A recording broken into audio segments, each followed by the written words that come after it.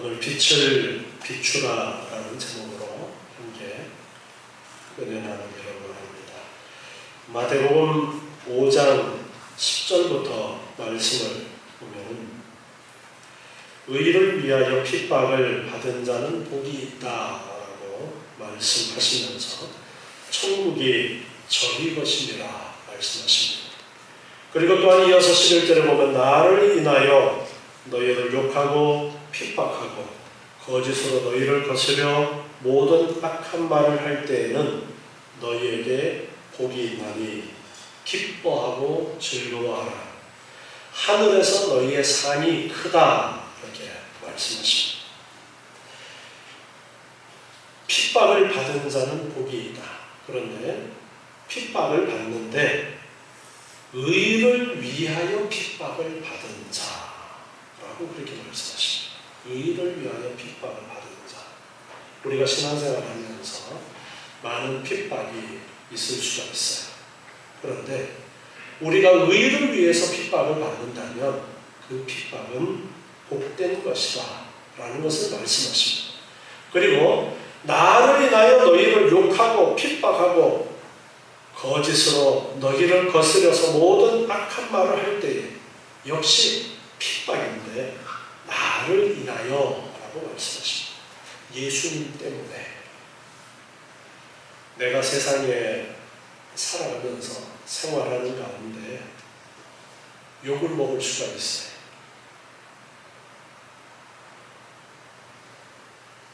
외국 사람들한테 우리나라 아줌마라는 단어를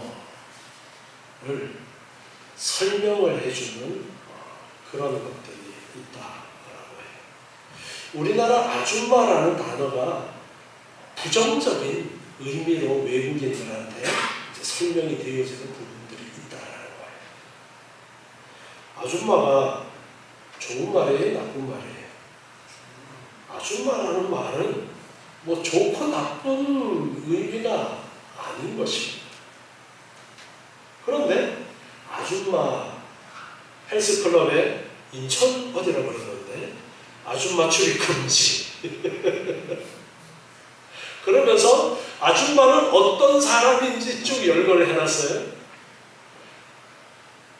결혼한 사람이 아줌마예요? 네, 거기에 의하면 결혼한 사람이 아줌마가 아니에요. 예의가 없는 사람이 아줌마라는 의미가 나쁜 의미로 그렇게 표현이 되어져 있어요. 전철을 안에서 자리가 나면 어디에선가 가방이 날라와서 자리를 맡아. 그래서 사람들에게 욕을 먹어. 이 욕 먹는 거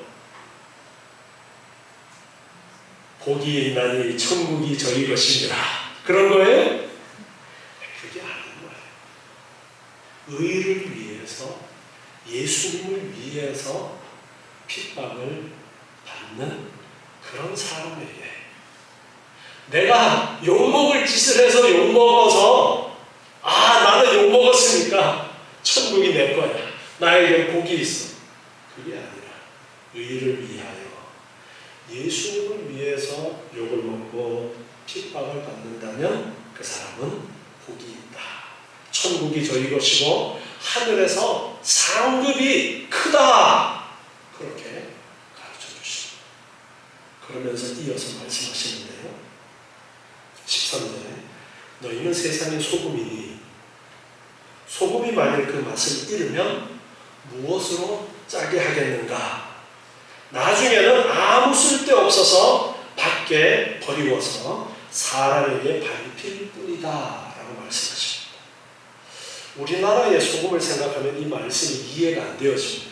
그런데 이 당시에 이 지역에서 사용하던 소금은 어떤 종류의 소금이 대부분이었냐면은 암염이라는 거예요. 요즘도 우리나라에 암염이 수입돼서 판매에 있는데 히말라야 핑크 솔트 들어보셨어요? 네, 그거 어디 가면 있어요? 요즘은 잘 안 가는데 찜질방 가면 소금방에 있는 게 그거예요. 그런데 그거는 좋은 소금이에요. 그래서 불순물이 거의 없어서 그냥 갈아서 먹으면 돼요. 그런데 옛날에는 이렇게 품질이 좋은 소금을 구하기가 어려웠고 품질이 낮은 소금이다 보니까 바위 속에 있던 소금 덩어리를 캐내니까 거기에는 돌덩어리도 같이 섞이게 되어지고 흙도 같이 섞이게 되어지고 그런 거예요.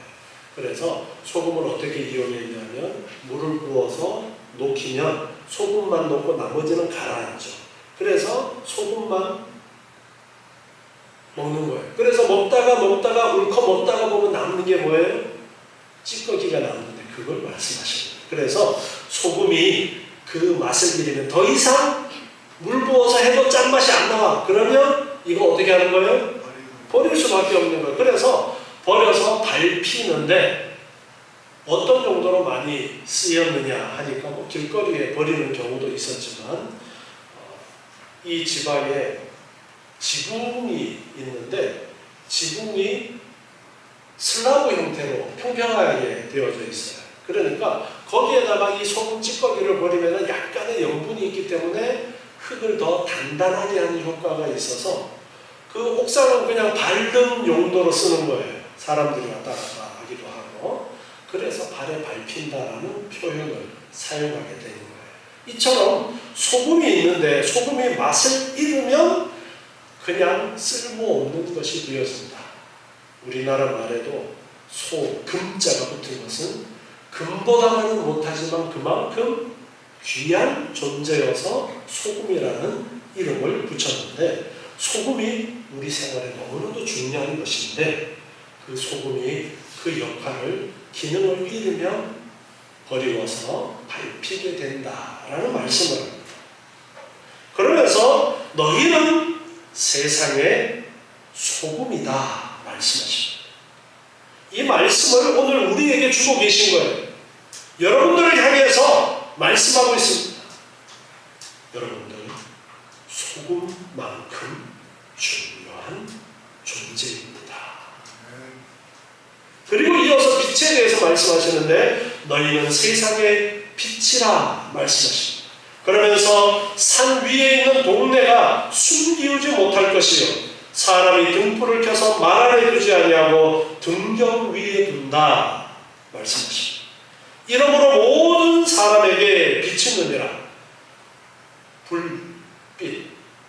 지금 우리 예배당에도 등이 이렇게 높은 곳에 있습니다. 높은 곳에 있어야 더 많은 곳에 빛을 비추어 줄 수 있기 때문에 등불을 켜서 옛날에는 이제 등잔에다가 심지에서 기름 넣고 불을 피워서 그렇게 밝혔는데 그 등잔불을 켜서 말 아래 두지 아니한다. 여기에 말이 뭐냐 하면은 우리 학생들은 잘 모를 수도 있는데 네 발 달린 말이 아니에요. 뭐냐 하면은 한 대, 두 대라는 말은 들어봤어요? 쌀 한 대, 쌀 두 대. 그러면은 쌀 10대 하면은 뭐라 그래요? 한 말이라 그러죠. 그래서 옛날에 말이라는 것이 우리나라에 이렇게 둥그렇게 생겨서 10대박 들어가는 한 말이라는 부피를 측량하는 그런 것이 있었어요. 우리나라의 말이지 이 나라에도 그 비슷한 그런 것이 있는데 그 둥그런 지금 바켓스처럼 생긴 거예요. 불을 켜서 바켓으로 이렇게 덮어놓는 사람 있어요? 없죠. 그걸 표현하는 거예요. 그래서 등불을 켜서 말 안에 두지 않고 등경 위에 높은 등경 위에다가 두는데 그래서 많은 사람에게 비치게 한다라는 말씀을 하면서 너희는 세상의 빛이다 라고 말씀하십니다. 많은 사람들에게 비치는 빛, 없어서는 안 되는 빛. 너희는 세상의 소금이고 너희는 세상의 빛이다 말씀하십니다. 우리 그리스도인들이 세상에 소금과 같은 없어서는 안 되는 그런 중요한, 사실 소금이 없으면 사람이 죽습니다. 소금을 먹지 않으면. 그만큼 중요한 존재라고 말씀하고 빛이 없으면 살아갈 수가 없는데 빛과 같은 존재라는 것을 말씀하십니다. 이 말씀은 먼저 우리 믿는 사람들이 세상 사람들 속에서 이런 존재가 되어야 된다는 것을 말씀하십니다. 세상 사람들 속에서 없어서는 안 되는 중요한 그러한 사람들이 되어야 된다는 거예요. 여러분 한번 스스로를 평가를 한번 해보세요. 내가 사람들하고 이렇게 관계를 맺고 살아갈 때에 그러한 사람들 속에서 내 존재, 내 가치가 어느 정도 되는가? 늘 차라리 그 사람들 가운데 이 사람은 없었으면 좋겠다라고 그런 취급을 당하는 사람이 아닌가? 내가 과연 그러한 사람들 속에서 아무개는 우리 모임에 꼭 있어야 돼. 없으면 안 돼. 그렇게 중요한 사람으로 여러분의 위치가 평가되고 있는가를 한번 생각해 보세요. 우리 그리스도인들은 다른 세상 사람들과의 그러한 일들 속에서도 존재감이 있어야 된다는 거예요. 중요한 사람들이어야 된다는 거예요. 중요한 사람, 없어서는 안 될 사람이어야 된다는 거예요. 이 중요하고 없어서는 안 되는 위치라는 것이 반드시 머리가 되어야 된다는 말만을 이야기하는 것이 아니에요. 없어서는 안 되는 사람. 그 모임 속에 유익을 끼치는 사람이어야 된다는 겁니다. 사람들이 여러 명 모이면은 유익을 끼치는 사람이 있는가 하면 유익을 끼치지는 못하고 일거리만 만드는 그런 사람들이 있어요. 그런데 우리가 그리스도인들은 일반 사람들과 섞여 있을 때에도 항상 그 모임에 조금이라도 유익을 끼쳐서 아무개가 모임에 한번 빠지고 나면 아무개가 빠졌더니 표시가 날 그런 사람, 어떤 중요한 한 부분을 차지하는데 그 역할을 하지 못하다 보니까 그 모임에서 티가 나는 그런 존재감 있는 사람들이 되어야 된다라는 것을 말씀하십니다.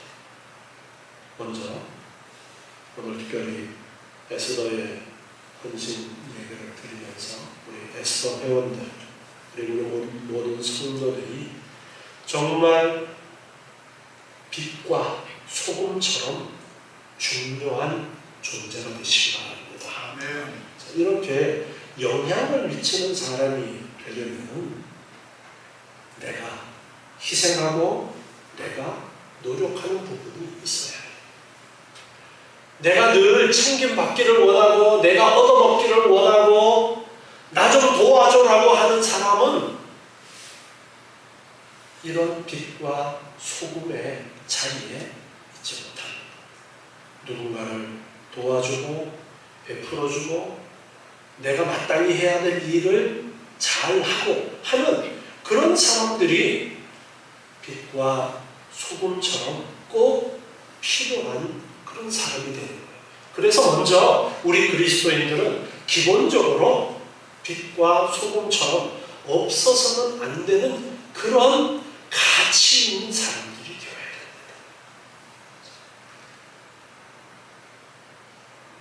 그런데 이어서 16절에 말씀하십니다. 이같이 너희 빛을 사람 앞에 비치게 하여 저기로 너희 착한 행실을 보고 하늘에 계신 너희 아버지께 영광을 돌리게 하라. 너희의 착한 행실을 보고, 자, 빛과 소금의 역할을 하는데 빛과 소금의 역할이 그저 평범한 사람들 중에서 존재감 있는 그 정도로 그치는 것이 아니라 그 존재감이, 그 사람의 행함이, 그 사람의 삶의 모습이 착한 행실로 보여져서 하나님 아버지께 영광을 돌리게 하라. 우리의 삶의 모습을 보면서 믿지 않는 사람들도 하나님께 영광 돌릴 수 있는 그런 삶을 살아가라는 것을 말씀하십니다. 평범한 사람들 속에서 존재감을 드러내는 것은 사실 보통입니다. 그런데 그 중에서 좀 더 가치 있는 사람으로 평가받는 빛과 소금의 역할을 할 뿐더러 착한 행실로 말미암아 하나님의 영광을 드러내는 그러한 존재가 되어라 라고 말씀하고 계십니다. 착한 행실, 내가 살아가는 그 모습이 하나님을 알지 못하는 사람들에게도 아무개는 예수 믿는 사람이어서 확실히 다르구나, 아무개는 예수 믿는 사람이어서 확실히 생각이 다르고 말하는 것이 다르고 행동하는 것이 다르구나, 그렇게 보여줘야 된다. 그래서 우리 에스더의 회원들도 먼저 이렇게 착한 행실로 말미암아 빛과 소금처럼 중요한 역할을 하시는 여러분 되시기 바랍니다. 네. 하나님의 영광을 드러내는 그런 존재가 되시기 바랍니다. 네. 우리의 살아가는 삶이 그리스도의 향기를 드러낼 수 있어야 돼요.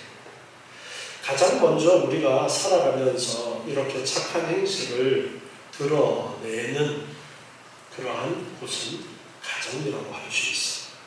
가정에서 내가 믿는 자로서, 먼저 믿는 자로서 그 착한 행실을 통해서 영향을 끼치는 것은 너무나도 중요한 일입니다.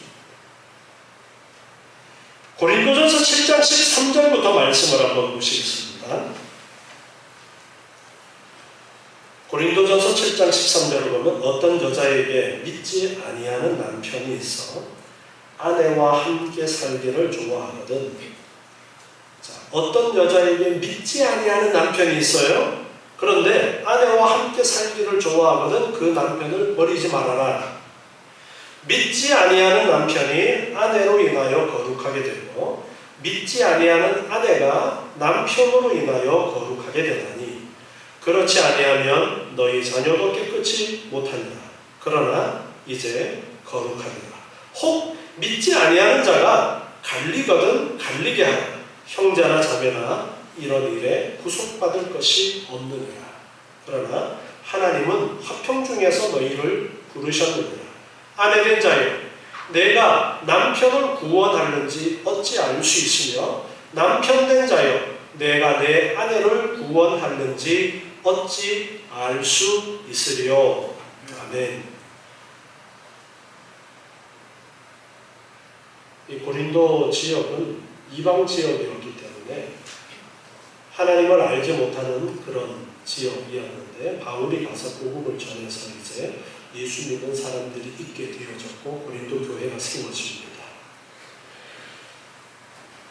그러니까 하나님을 알지 못하는 상태에서 예수님을 믿게 되었으니까 부부가 다 믿는 사람들도 있었지만 한쪽만 믿는 그런 성도들도 고린도 교회에 많이 있었던 거예요. 그래서 그들을 향해서 말씀하고 있는데 믿지 않는 남편이나 믿지 않는 아내가 있는데 그들을 버리지 말아라 라는 거예요. 만약에 그 사람들이 야, 너 예수 믿으니까 나 너랑 이혼할 거야, 극구 이혼하겠다라고 하면은 그냥 어쩔 수 없이 갈라설 수도 있겠지만 가능하면 함께 그대로 생활을 하라라고 말씀하십니다. 그러면서 믿지 아니하는 남편이 아내로 인하여 거룩하게 되어지고 그렇게 말씀하십니다. 그러면서 16절에는 아내된 자여 내가 남편을 구원하는지 어찌 알 수 있으며 남편된 자여 내가 내 아내를 구원하는지 어찌 알 수 있겠는가 라고 말씀하면서 너가 먼저 부름을 받았으면 내 남편이나 내 아내가 너 때문에 구원받을 수 있지 않느냐라고 말씀하십니다. 먼저 가족들이 아직 믿지 않는 가운데서 먼저 예수를 믿게 된 성도들을 향해서 특별히 말씀하고 있어요. 우리가 세상 가운데서도 빛과 소금의 역할을 해야 되지만 가장 먼저 우리가 신경 써야 되는 것은 가정 안에서 빛과 소금의 역할, 착한 행실을 드러내야 된다는 것을 말씀하고 있습니다.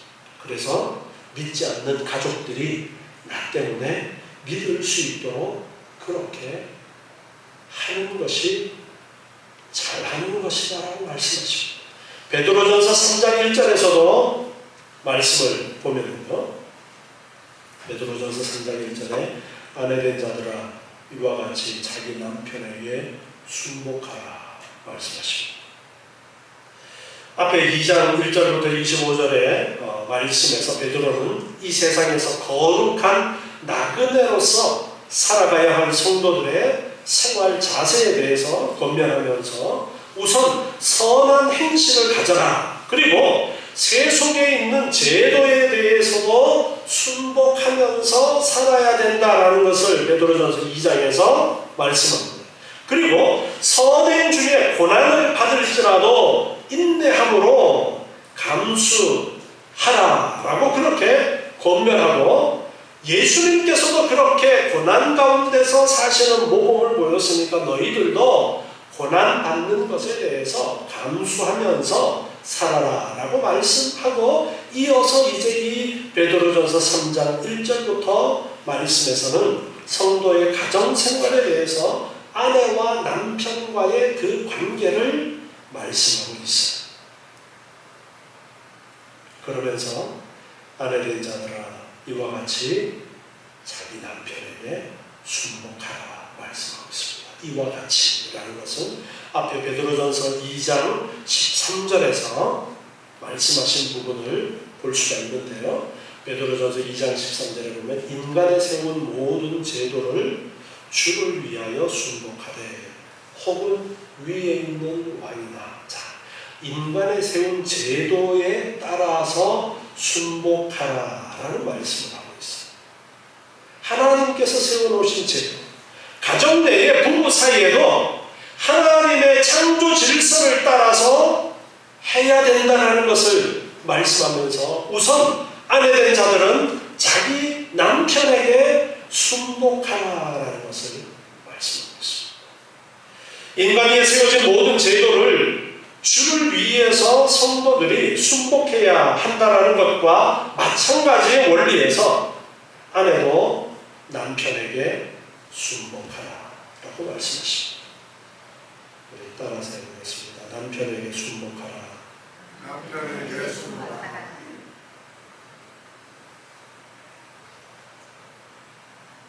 남편에 대한 아내들의 이러한 순복은 자기의 남편의 됨됨이와는 상관이 없이 남편에게 순복해야 합니다. 남편이 똑똑하고 잘났기 때문에 순복하는 것이 아니라 그거와 상관없이, 왜? 하나님이 질서를 그렇게 부여하셨어요. 왕에게 순종하면서 살아야 되는 것처럼 하나님께서 남편과 아내의 관계에서는 남편에게 순복하는 아내로 질서를 하나님이 그렇게 잡아주셨기 때문에 순복하라는 거예요. 자신들의 남편이 존경받을 만하고 사랑받을 만하고 신뢰할 만하고 순종할 만해서 그에게 순복하는 것이 아니라 하나님의 창조 질서를 따라서 순복하라는 거예요. 그러면서 말씀하십니다.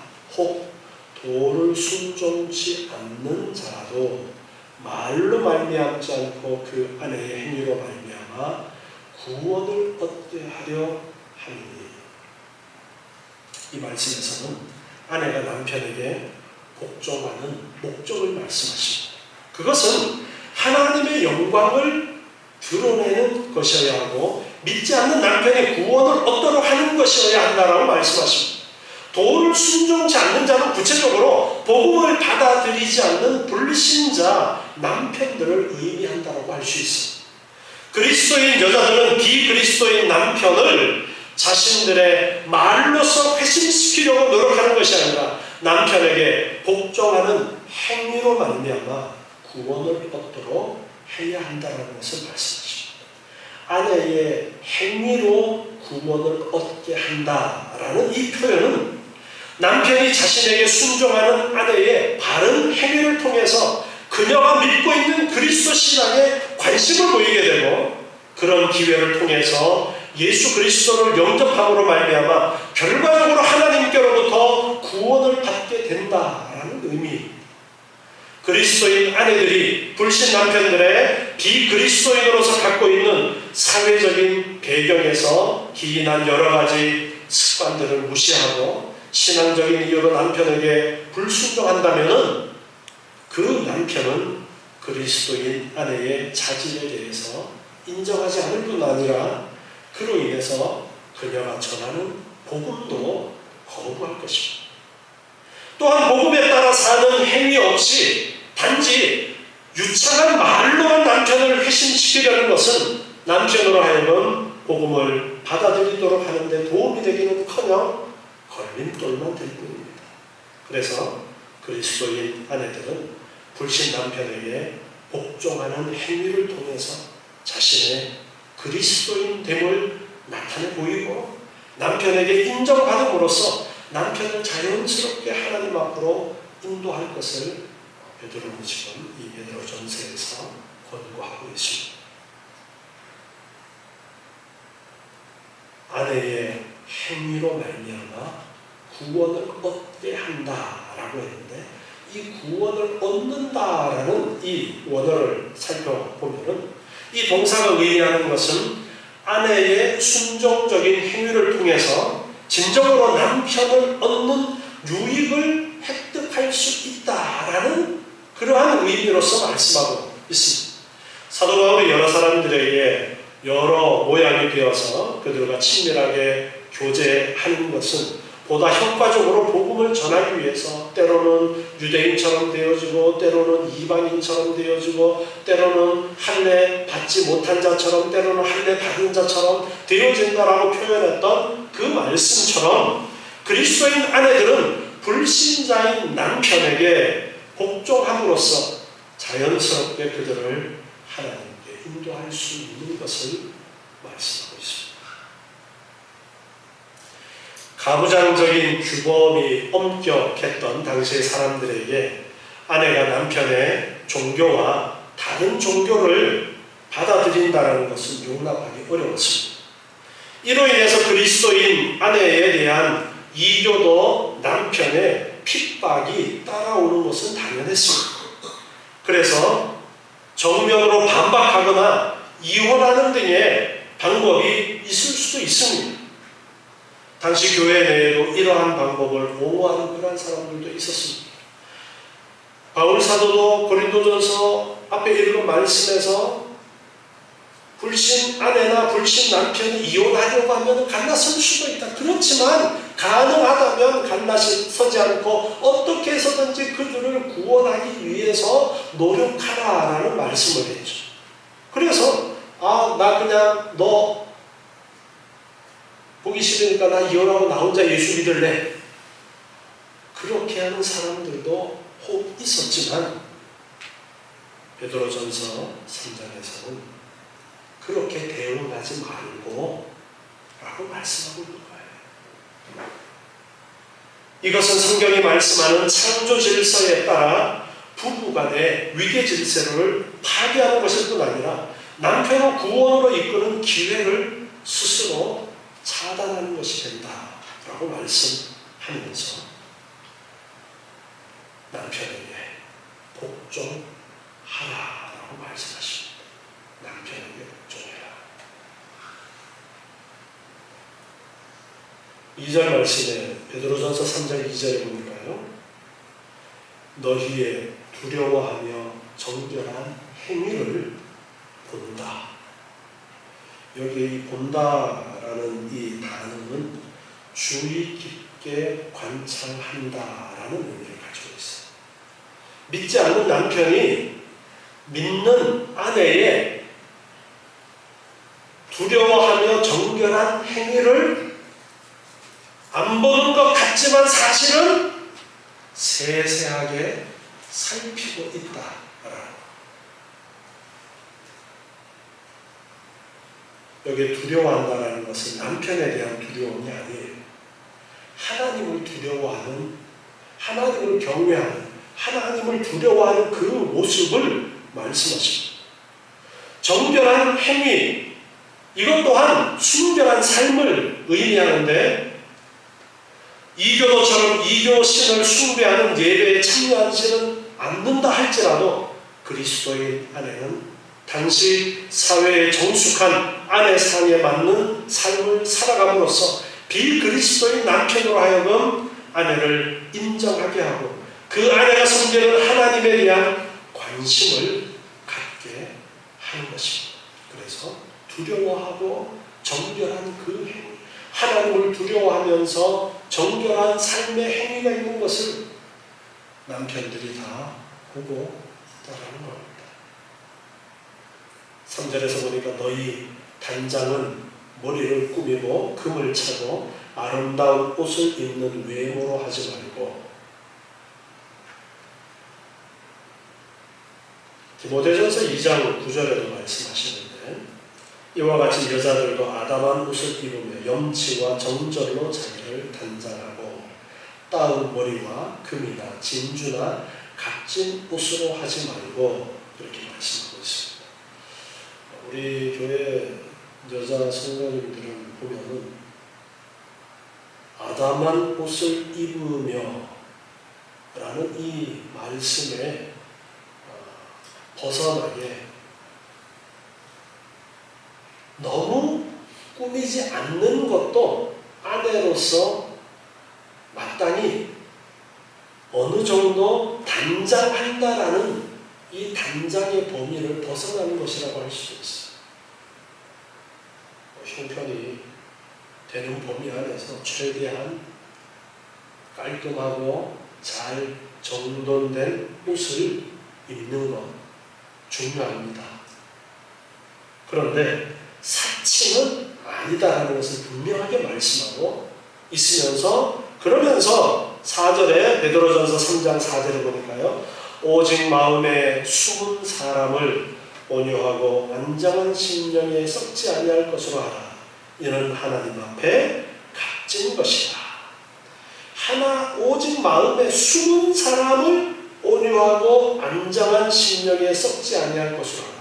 뭘 꾸미느냐 하니까 외형을 꾸미는 것이 아니라, 외모가 아니라 숨은 마음에 숨은 사람을 꾸며라, 그렇게 말씀하고 있어요. 그러면서 온유하고 안정한 심령이라고 말씀하고 있는데, 이 온유하고 안정한 심령이라는 이 의미는 어떤 의미를 말씀하시는 것이냐면, 남편의 태도에 대해서 온유함으로 대하는 것을 말씀하고 있어요.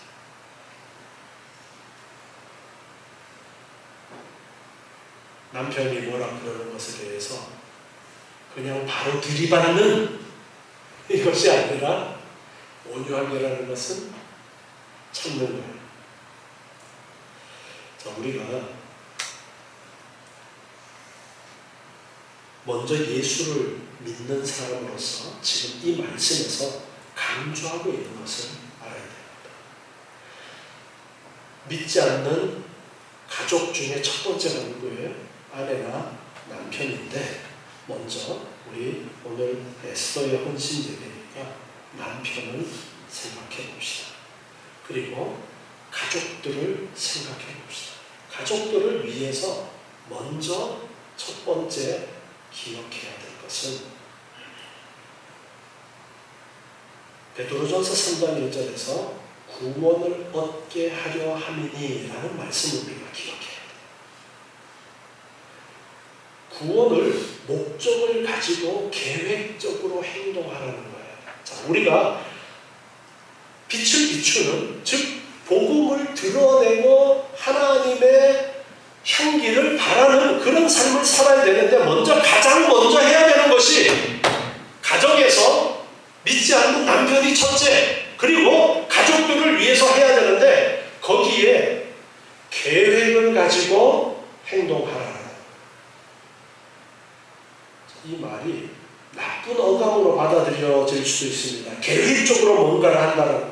그런데 오늘 이 말씀에서 특별히 우리에게 주시는 그 뉘앙스는 계획을 가지고 행동하라는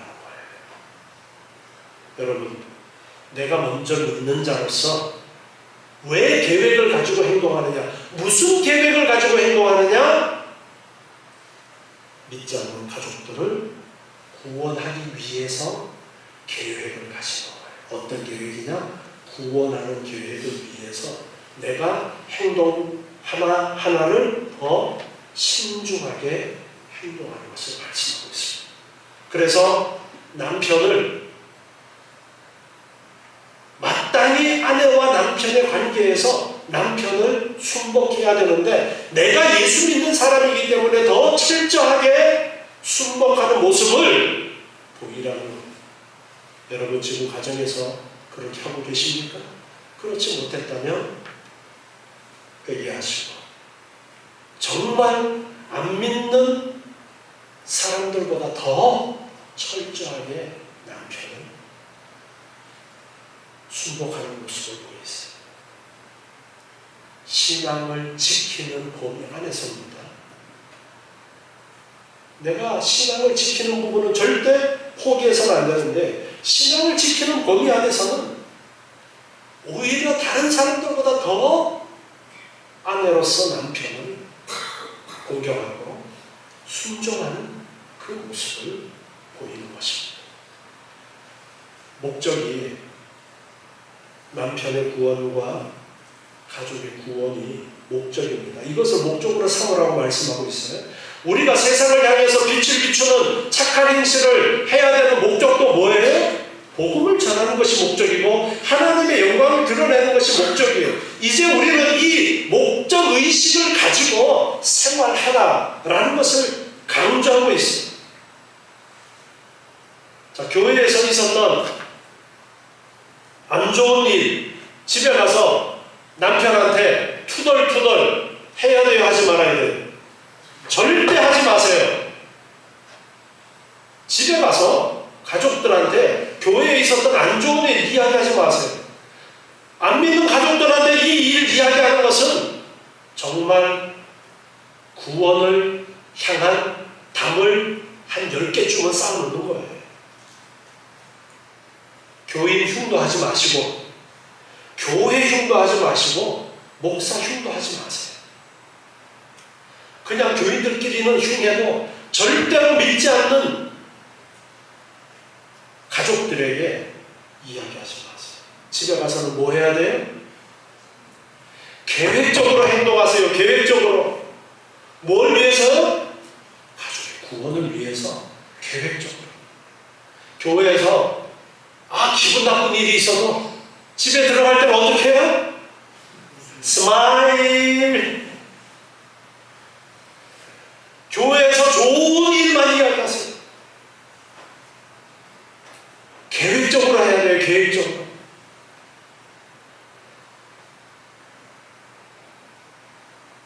혹시 지난날에 집에 가서 믿지 않는 가족들에게 교회에 좋지 않은 일들을 이야기한 적이 있었으면 하나님 앞에 철저하게 회개하세요. 그게 가족의 구원의 길을 막은 거예요. 여러분이 잘못한 거예요. 철저하게 회개하세요. 그리고 지금부터는 계획을 세우고 지금부터라도 정말 더 열심히 해요. 여러분 집에 가시면 남편 부려먹어요? 안 부려먹어요? 부려먹지 마세요. 힘들어도. 왜? 뭘 위해서요? 구원을 위해서. 남편의 구원을 위해서.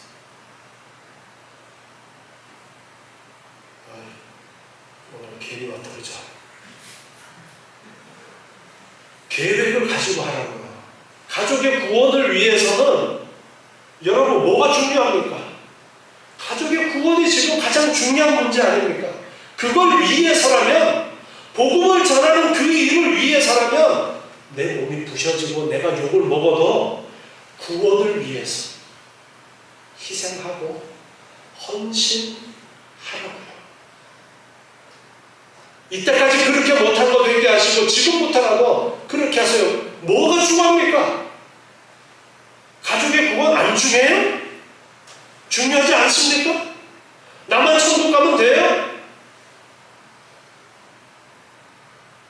지금부터 회개하시고 철저하게 계획을 가지고